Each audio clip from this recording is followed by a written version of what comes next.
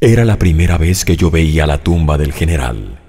La sensación fue cristalina, inequívoca. Mi general no estaba ahí, ni había estado. No había en su tumba, ni en la muerte, ningún tipo de presencia de él.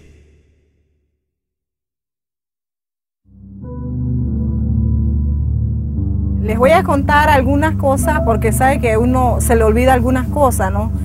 Había un padre que venía de Coclel Norte, subiendo arriba. Cuando vino la inundación, el padre vino hacia Coclecito y él le dijo a los señores que qué podían hacer, si ellos estaban de acuerdo a que mandarle una nota al general Torrijos, porque la inundación se había llevado todas las cosas de los señores, porque ellos vivían casi a orilla del río.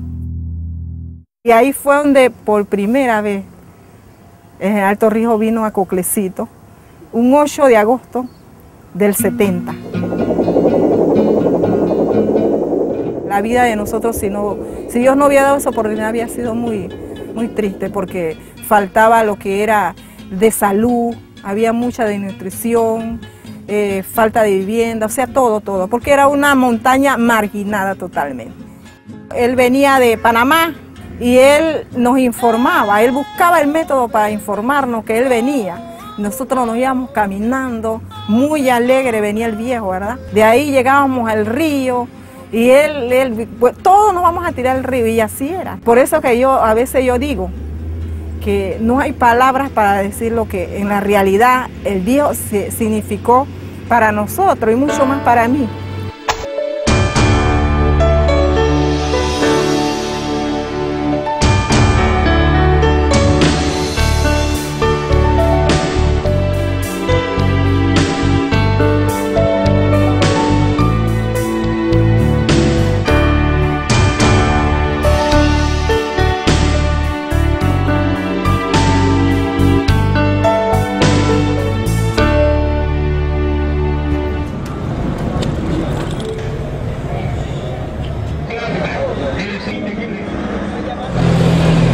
Fuimos 12 hermanos, pero como Omar era octavo y yo novena de los 12, pues tuvimos más relación.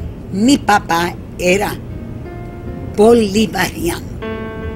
Nosotros sabíamos mucho de historia política, porque mi papá era un contador de historia. Éramos hijos de dos maestros, que Omar siempre le decía que nuestro hogar era docente y decente. El estímulo que nos daban nuestros padres para la cultura y el estudio y la religión. La vida que llevábamos, el contacto con los campesinos, el contacto con la gente muy humilde y pobre, los indígenas, las muchas necesidades que había. Creo que eso fue forjando en Omar un sentimiento de apoyo, de ayuda hacia esos sectores. Siendo alumno de la normal, escribió artículos que repartían papeles en contra de esos dueños de las azucareras, y una vez había un mitin en la normal con esos temas del trato a los obreros, y en la parte del frente hay una estatua del indio Urraca. Cuando yo voy entrando por el jardín, veo a Omar trepado y discursiando al pie de este indio berraco. Mire, yo salí despavorida porque yo sabía que los policías iban a venir a agarrarlo. ¿Qué edad tendría él? 13 o 14. Mi papá está preocupado. Caramba, no van a dejar terminar a Omar su escuela por estar metido en estas cosas. Y habló con Monchi, y Monchi se entera de que hay un ofrecimiento de beca para estudios militares en El Salvador. y allí enseguida pusieron a concursar a Omar. En 1951, Omar Torrijos regresa a Panamá graduado de bachiller en Ciencias y Letras y con el título académico de oficial de infantería.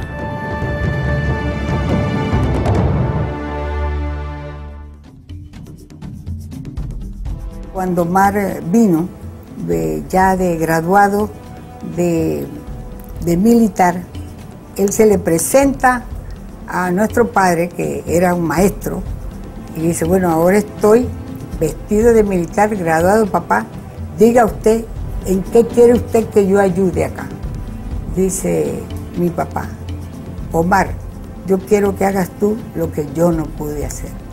Abre escuelas en todos los lugares donde tú puedas abrirla, que la educación es lo que más puedes tú ayudar a toda esta campesinos e indígenas de nuestra provincia. En 1952 se incorpora a la policía con el rango de subteniente. Ocupa diferentes responsabilidades dentro de la Guardia Nacional al frente de la zona atlántica con sede en Colón y de la zona norte con sede en David, y como capitán jefe de la Guardia Nacional en el aeropuerto de Tocumen. En 1966 es promovido a teniente coronel y designado a la Secretaría Ejecutiva de la Comandancia de la Guardia Nacional. Omar Torrijos era el oficial de más alta y amplia formación académica en Panamá.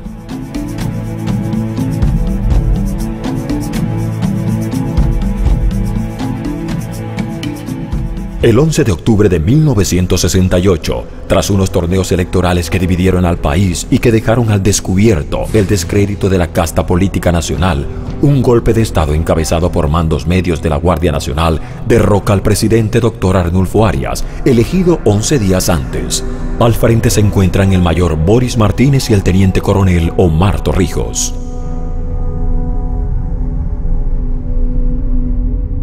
Para diciembre de 1969, y aprovechando un viaje que realiza el ya entonces general Omar Torrijos a México, el resto de los golpistas intentan sacarlo del camino.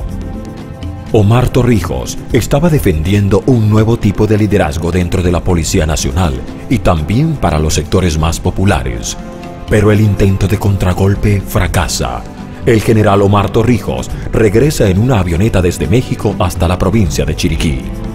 Los oficiales y la población se le van sumando a su paso, respaldando su regreso, y una caravana encabezada por el general recorre el país aclamada por el pueblo hasta la ciudad de Panamá.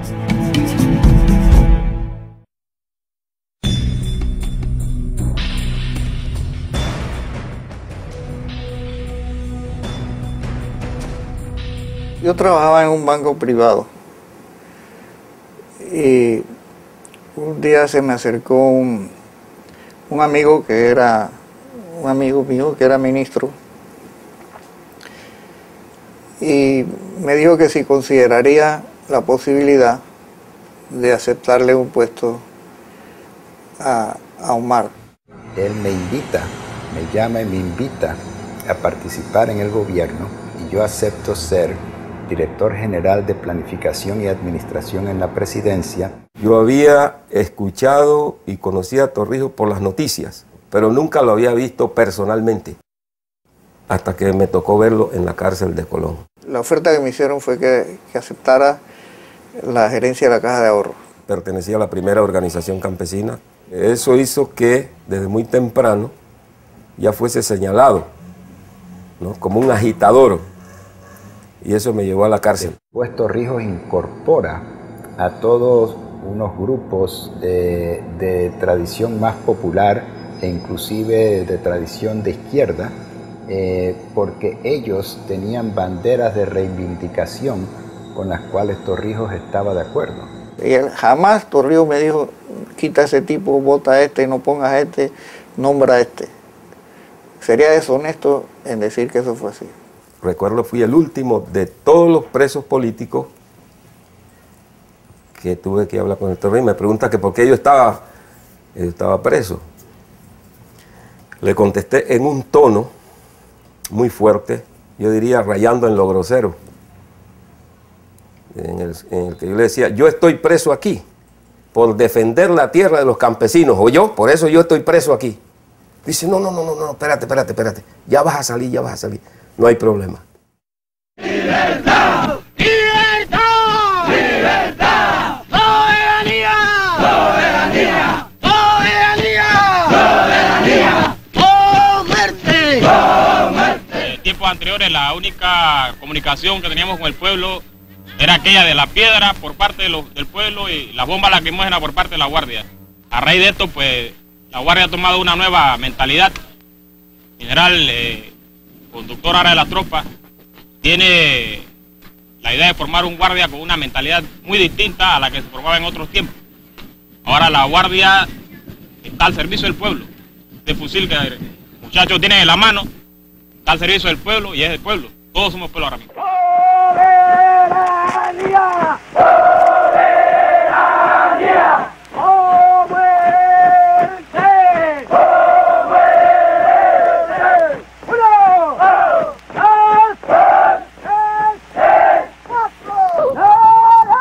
¡Tres! ¡Cuatro! ¡Cuatro! ¡Tres!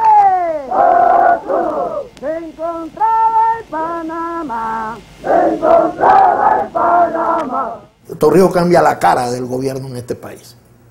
Ya no eran los mismos apellidos que se conocieron durante todo el siglo XX. Entonces ya comienzan a incorporarse apellidos nuevos de gente que viene del Chorrillo, que viene de Santana, que viene de Río Abajo, que viene de Curundú.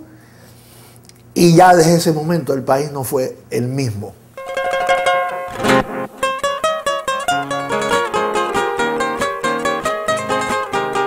Como recorría el país y hablaba con todo el mundo, resulta que se dio cuenta que en cada pequeña comunidad había un dirigente natural, pero que ese dirigente natural podía perderse si no se institucionalizaba. Entonces propone un sistema llamado de representantes de corregimiento, un sistema para que cada uno de esos líderes naturales tuviera una representación incluso elevada a nivel de la Constitución de la República.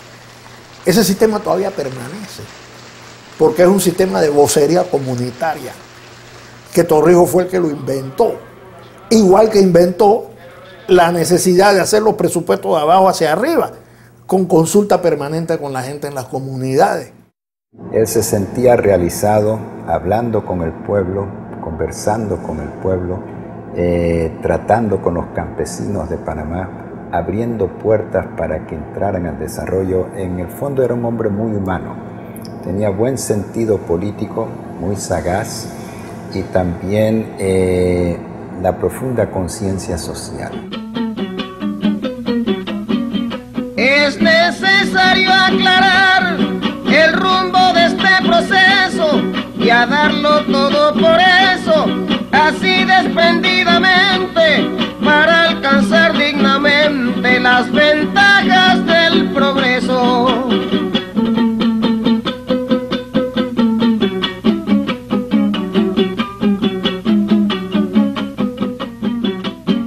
Lo que antes había sido una política de persecución hacia los campesinos, lo que antes había sido un delito, el organizarse, ¿no?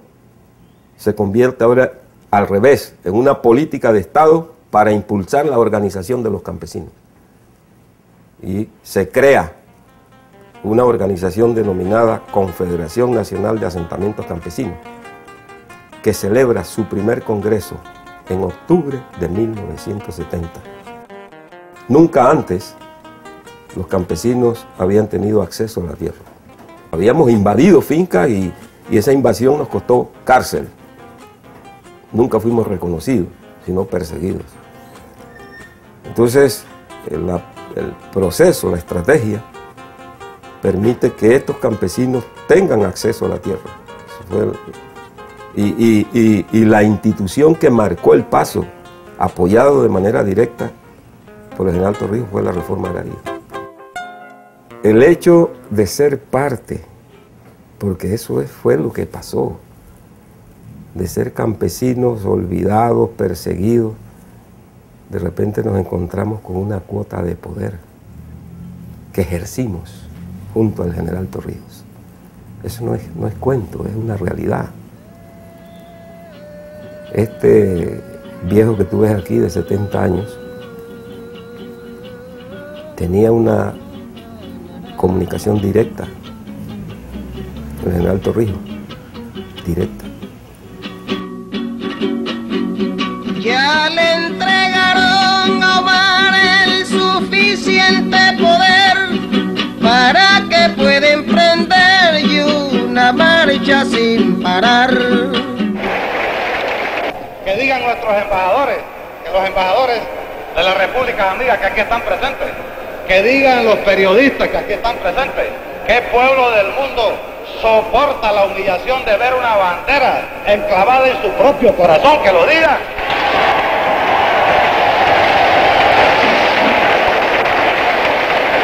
Yo sé, pueblo panameño, que estamos llegando a nuestro límite de paciencia. Lo sé que estamos llegando a nuestro límite de paciencia. Que nos digan aquí los corresponsales extranjeros, ¿qué pueblo de América o qué pueblo del mundo soporta que contiguo a su territorio existe un gobernador? ¿A nombre de qué? ¿Gobernador de qué?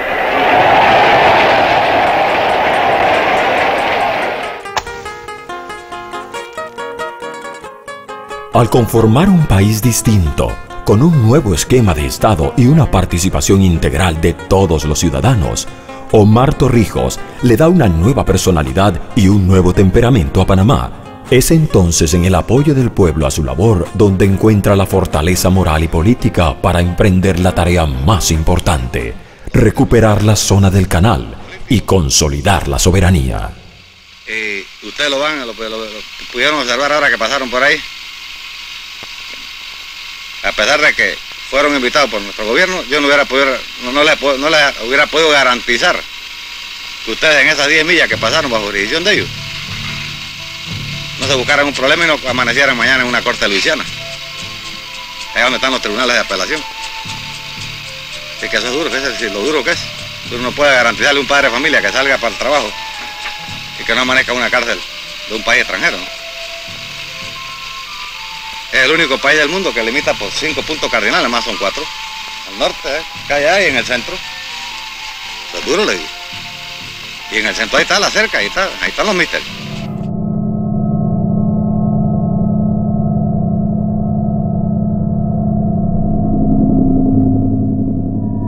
Hacíamos documentales que indujeran a la población a aceptar la propuesta de liberación nacional, que siempre el protagonista era Omar Torrijos, aunque alguna gente nos criticara eso, pero nosotros considerábamos que era prudente porque él representaba, era el símbolo de esa lucha. Chuchu Martínez, que trabajaba con nosotros, le decía al general Torrijos, en relación con nuestra película, El León de la Metro, porque en todas estaba. Oye, bien con El León de la Metro.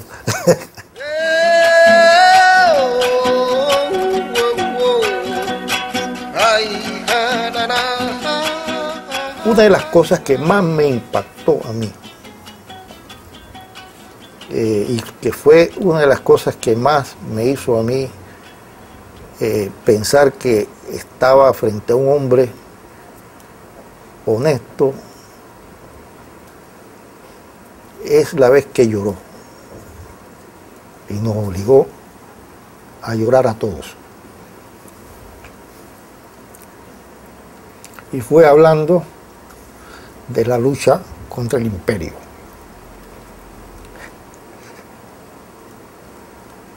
De repente le contó una anécdota de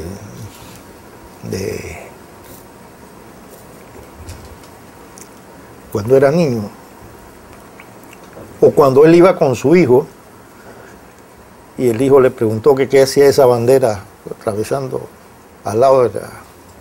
¿Qué hacía esa bandera en territorio? Le enseñó la bandera de Estados Unidos. Y él dice que no pudo contener la rabia y lloró, ¿no? Y ese día él lloró allí con nosotros, a mí se me salieron las lágrimas, ¿no? Y, coño, los hombres no lloran, ¿eh? Y ese día lloramos. Eso me indicó a mí que el hombre estaba actuando con sinceridad. Que toda la patria cante la jornada magistral de la lucha desigual de aquella noche de enero y que grite el pueblo entero que se vayan del canal.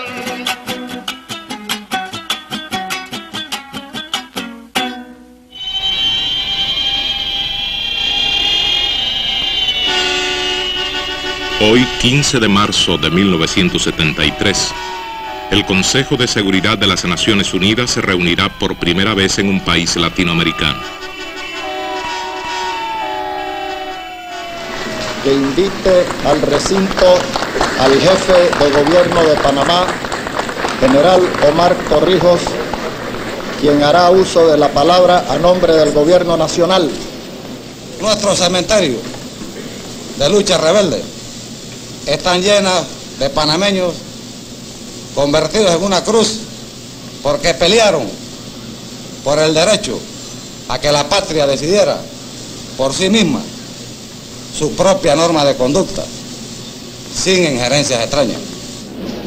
Las 13 manos de la dignidad mundial.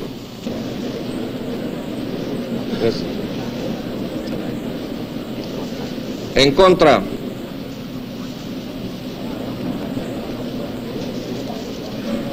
Abstenciones.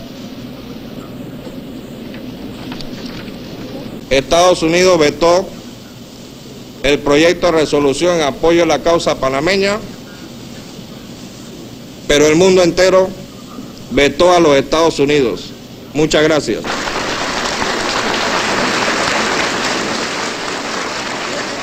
El hombre fue suficientemente hábil como para darse cuenta que la solución del problema panameño pasaba por internacionalizarlo, de tal manera que en vez de ser solo la religión de Panamá, el canal se convirtiera en la religión de América y del mundo. Torrijos habló con gente de derecha, con gente de centro, con gente de izquierda, habló hasta con el Papa. Al Papa lo convenció de que había que apoyar a Panamá. Entonces hubo un caleidoscopio ideológico, todos coincidentes en que el problema de Panamá había que resolverlo. Si se hubiera quedado el asunto en términos bilaterales entre Estados Unidos y Panamá, todavía estuviéramos negociando. Torrijos creía que el tema del canal era un asunto demasiado serio para dejarlo en manos de un ministro de Relaciones Exteriores, incluso para dejarlo en manos de él. Entonces por eso a él le interesaba mucho integrar un equipo. De ese equipo pertenecían gente de distintos sectores. ¿Quién nombra de jefe del coordinador del equipo negociador? A Rómulo Escobar Betancourt. Pero Rómulo Escobar Betancourt no deja la rectoría de la Universidad de Panamá. Aristide Royo era miembro del equipo negociador, siguió siendo ministro de Educación. Yo era ministro de Trabajo y seguí siendo ministro de Trabajo. Y una de las virtudes de Torrijos era saber orquestar a un grupo que lo apoyaba. Él sabía dónde estaban las fortalezas de cada cual y las sabía incorporar al proceso negociador para lograr los resultados. Cuando fracasen todas las esperanzas de sacar ese enclave colonial de ahí, Omar Torrijos vendrá a esta misma plaza y le dice: señores, fracasamos, vamos hacia adelante, porque Omar Torrijos no es héroe con sangre ajena. Omar Torrijos los va a acompañar a ustedes, y los 6.000 fusiles de la Guardia está para defender la integridad, la dignidad de este pueblo, señor.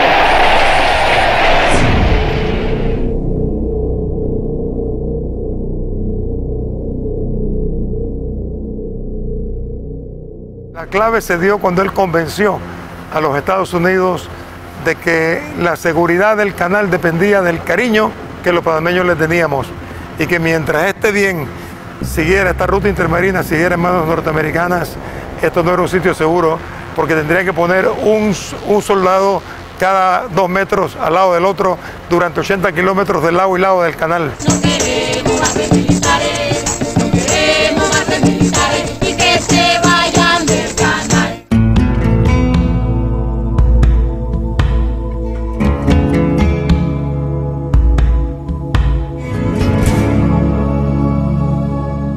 Si te soy honesto, no. Dentro de mí, yo decía, no, no te van a dar, no te lo van a devolver el canal, nosotros conversábamos.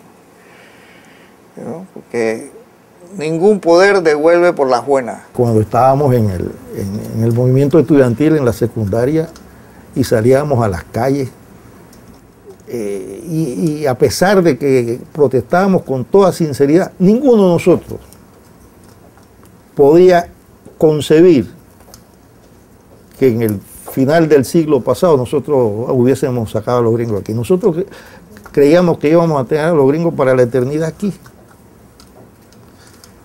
Y nosotros creíamos que íbamos a tenerlo a pesar de nosotros mismos, pero también sabíamos que había gente que quería tenerlos para la eternidad aquí. Estimados amigos senadores, me despido recordándoles un pensamiento de un prohombre que hoy recobra más vigencia que nunca. Abraham Lincoln dijo, abro cita, un estadista es aquel que piensa en las futuras generaciones y un político es aquel que piensa en las próximas elecciones. Muchas gracias.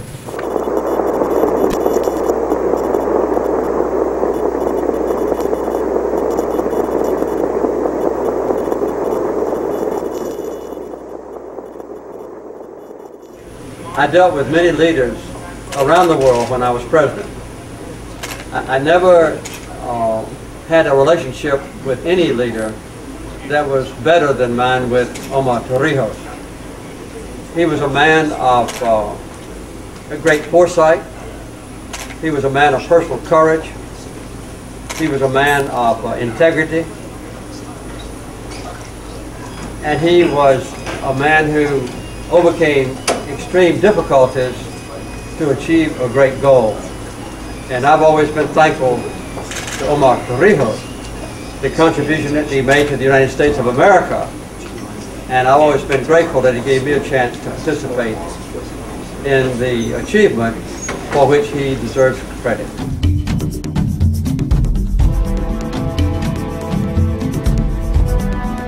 Era un ambiente, en efecto, de mucha emoción, y en el rostro del general Torrijos se demostraba que él era consciente de que estaba asistiendo a un momento histórico, y que no solamente asistiendo a un momento histórico, sino que estaba haciendo la historia. Y le voy a decir que yo creo que más emotivo fue cuando al día siguiente, que hubo una concentración en la Plaza 5 de Mayo, yo vi el rostro del general Torrijos mucho más cargado de emoción en ese momento, cuando vio a gran cantidad del pueblo panameño reunido en la 5 de Mayo, y desde el avión se veía la plaza llena esperándolo, y el avión dio varias vueltas. En ese momento yo le vi que él le resultaba muy difícil contener el desbordamiento de las emociones, quizás un poco más que en la propia firma del Tratado del Canal. Siempre de pie y nunca de rodillas, ese es el grito de nuestra libertad. Hay que defender la soberanía, porque es nuestro el canal de Panamá. Panamá está soberana en la zona del canal. Soberanía reclama, eso es lo justo y cabal. Hay muchos problemas internos que resolver, pero hoy no podemos hablar porque hay visitas. Hay visitas, y cuando hay visitas de tanta jerarquía, no podemos mencionar los problemitos, pero eso no quiere decir que no los mencionemos después, ¿no?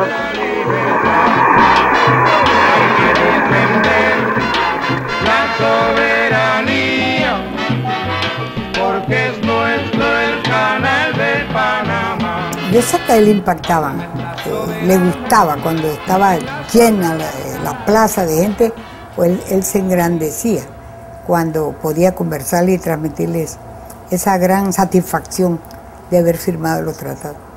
Pero además ya después dice, bueno, ya hemos resuelto este problema, ahora nos tenemos que dedicar a la patria doméstica. Yo me acuerdo que él siempre decía, tenemos que dedicarnos a la patria doméstica. ¿Qué quiere decir con eso? Que sí, tenía que seguirse verdaderamente. Combatir la pobreza, la desnutrición, todo lo que significaba la vida íntima de nuestro país. La danza de las tijeras cortando cintas se extendió por todo el país. Carreteras, caminos, puentes por doquiera. Solo en raras ocasiones participa el general en estos actos de inauguración. Para él, este ya es un problema resuelto. Lo que le preocupa es el próximo. Él llamaba la patria doméstica, o lo que él decía que era su peregrinaje, lo que él iba a una comunidad y se juntaba con la gente y veía cuáles eran las necesidades. Entonces él usó términos como telefonizar el país, como electrizarlo, como llevarle agua a todas las comunidades, entonces escuelizar el país, decía. Hicieron programas para la agricultura, para la pesca, para la ganadería, para la pequeña industria, para que el individuo fuera dueño de su negocio, de su trabajo. Y en la Caja de Ahorro se hicieron préstamos hipotecarios a barriadas de escasos recursos. Él se esforzó por desarrollar una verdadera clase media. Torrijos implementó un programa de estudios y de becas para profesionalizar a los jóvenes que tenían capacidad, que no tenían oportunidades de estudiar. Fue formando profesionales y le fue cambiando el rumbo de la nación.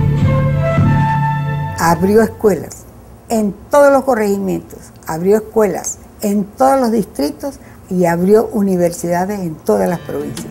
Digo, has cumplido con lo que mi papá te dice, he cumplido.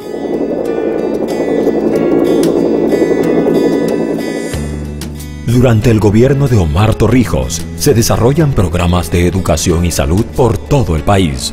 Se garantizan para el Estado los servicios públicos de agua, luz, teléfono y se desarrollan políticas para masificar el deporte, la cultura y estrategias inclusivas para los sectores hasta ahora más retraídos de la sociedad. Se establece desde Coclecito un proyecto de desarrollo para toda la costa atlántica. Se incentiva la producción nacional, industrial y agraria, creando hidroeléctricas, ingenios azucareros.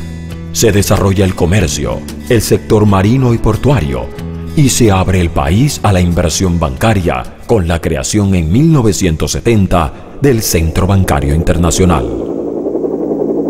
Un día me llama a mi casa, como a las 5 de la mañana. Baby, ¿estás despierta? Sí, cómo no. Tú puedes venir acá. Los líderes obreros de Puerto Armuelles y de Bocas del Toro le habían pedido actividad artística y él se quedó, pero admirado, y me dice, ¿tú crees que tú puedes hacerles un programa anual para que vayan grupos artísticos de acá allá a hacer varias presentaciones? Digo, sí podemos. Pero cuando tú le das más importancia al resultado que a lo que te vas a ganar, las cosas salen mejor. Y en esa época, por alguna razón, se había creado una mística. Es decir, la gente tenía sueños, la gente tenía esperanzas, la gente tenía proyectos, es decir, la capacidad de soñar.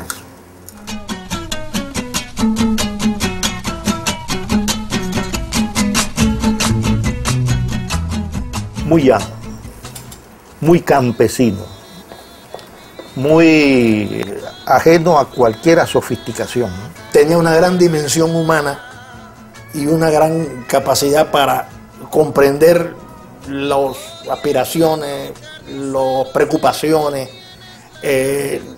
los criterios de la gente que estaba a su alrededor. Cuando comí con él, en Farallón, por ejemplo, comíamos arroz con andú, carne asada y plátano frito y poroto. Eso era lo que comía, además era lo que le gustaba. Torrijos decía, por ejemplo, yo me llamo Omar, yo no me llamo Prudencio. Eso quiere decir, yo no puedo guiar mi conducta pública solamente por la tranquilidad y por no buscarme problemas. Al contrario, todo dirigente significativo y gigante es el que precisamente se busca problemas, el que no niega los retos, el que se incorpora a una lucha en la cual a lo mejor ni siquiera está seguro de cuál va a ser el resultado. Se arriesga. Mire, un viaje que él nos contó, que hizo, creo que fue a Libia. Él se dio cuenta que Gaddafi estaba reterichero para abrir las universidades a las mujeres. Y Omar le dijo, hombre, abre esa universidad para que vayan todos los jóvenes. Que dice, no, en mi país están muchos. La universidad se ha abierto popular, para que todo el mundo pueda ir, hombres y mujeres.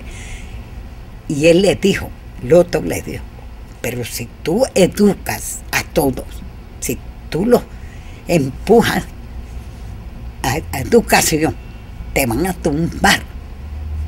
Eso te van a tumbar. Dice, bueno, me tumbará el talento. Levántate, muchacho, que está amaneciendo. Levántate, muchacho, que llegó la madrugada. Levántate, muchacho, que llegó la madrugada.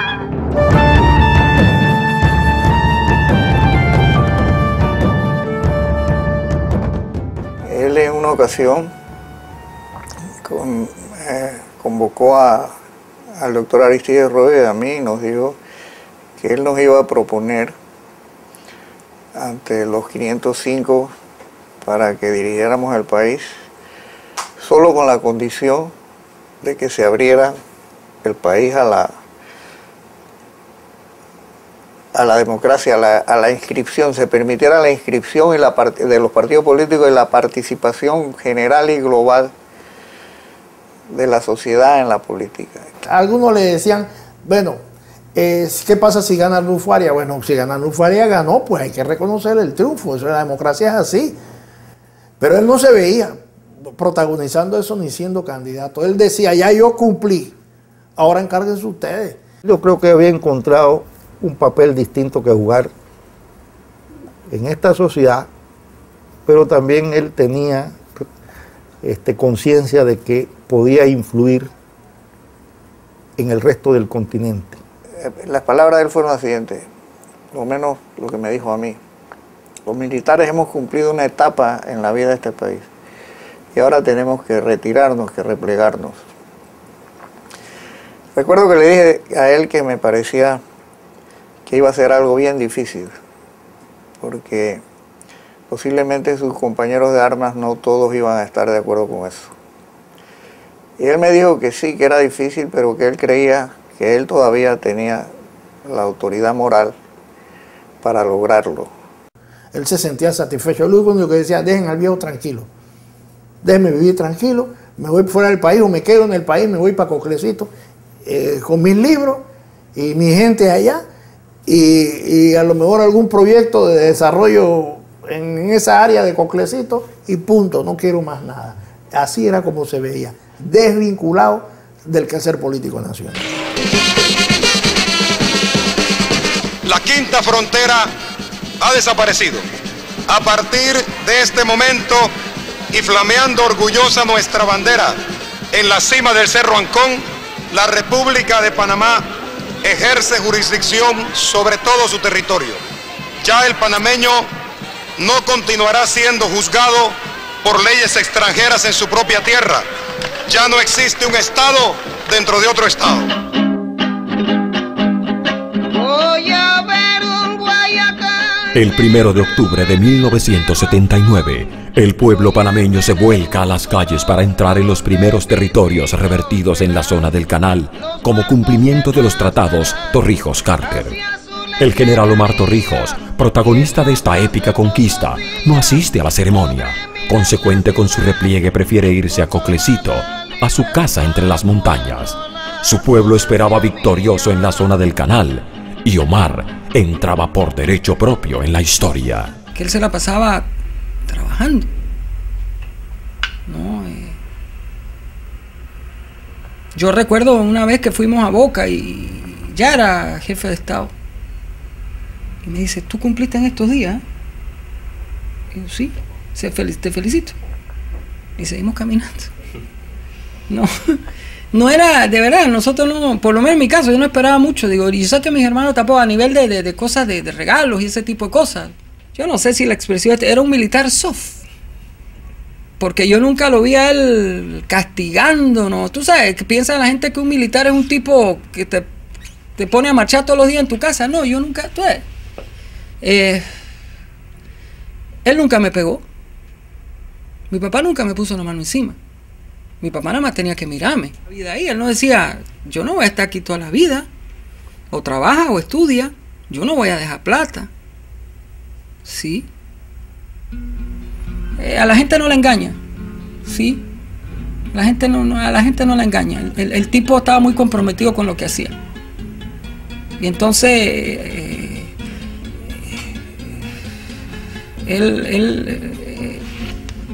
no sé, la gente se volcaba. La gente lo quería. Aparte, pues, tú sabes que había esa pelea como David y Goliat, que le va a quitar el canal a los gringos. Entonces mucha gente se identificaba con él, ¿tú entiendes?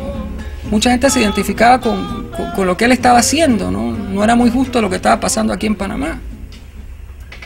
Yo la última vez que vi a mi papá vivo fue para el Día del Padre del 81. Y recuerdo estar muy contento. Comimos ahí en calle 50, una casa que después con la invasión la destruyeron. Y ahí estábamos muy contentos y todo eso. Y bueno, ya, desgraciadamente ya después que pude ver, vi fue una bolsa negra con sus restos.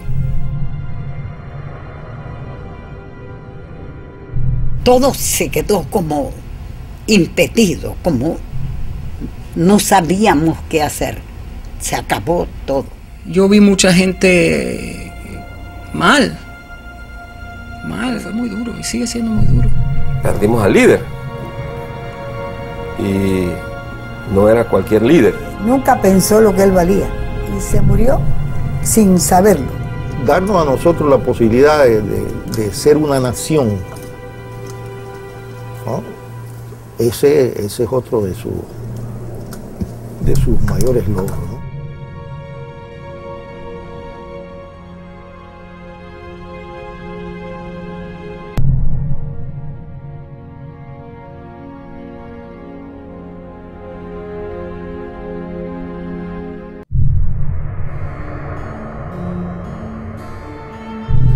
Murió sin recular. Eso es un triunfo que no echó para atrás.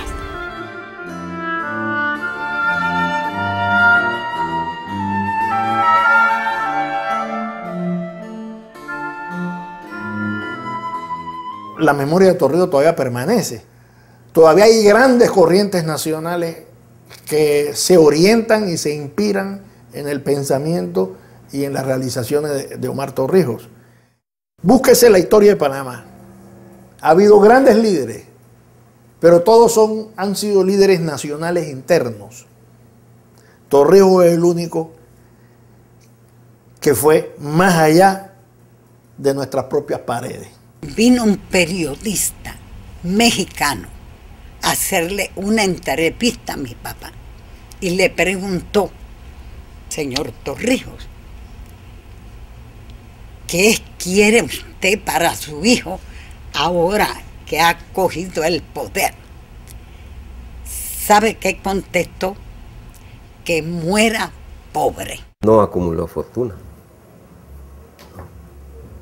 Tal vez la fortuna más grande que el Torrijos acumuló aquí fue el reconocimiento de su labor como dirigente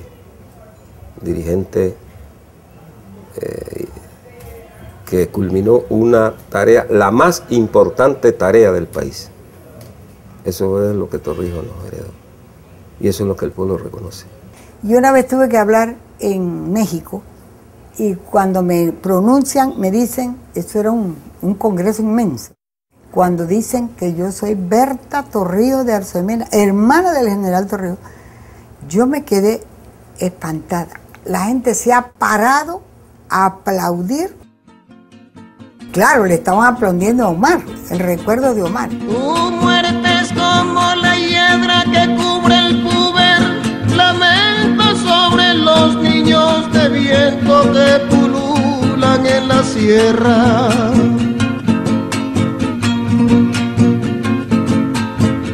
Para tus niños de piedra y es la patria que soñaste de cuando la cabalgaste, hombre de tierra y semilla, de pie nunca de rodilla, lema de nuestro estandarte.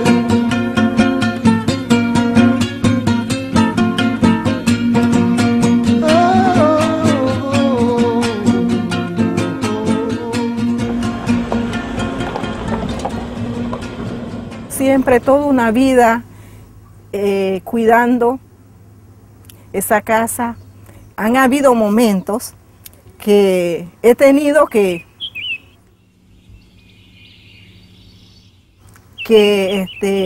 luchar casi sola, pero bueno, gracias a Dios, el espíritu del viejo, ¿verdad?, me da la fuerza.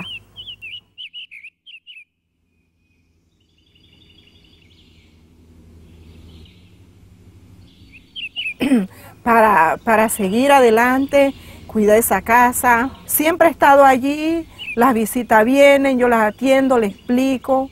Después que el general murió, vinieron y nos dijeron de que teníamos que irnos obligatoriamente a la policía, porque si no nos íbamos a quedar sin trabajo. Después, para la invasión, fue que ya dieron la orden que la casa tenía que permanecer cerrada.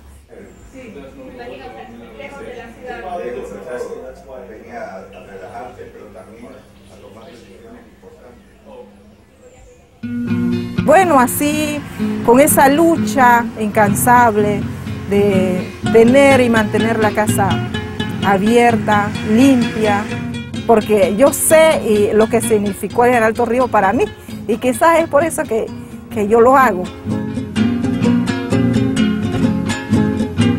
Nosotros lo necesitamos mucho, y que aquí en Coclecito está su gente, que lo quiere todavía lo quiere, ¿verdad? Yo hablo de general Torrijos como si él estuviera vivo, porque así es. Y a veces, por ejemplo, yo sueño con él y él me dice a mí: negra, yo no estoy muerto, yo estoy vivo.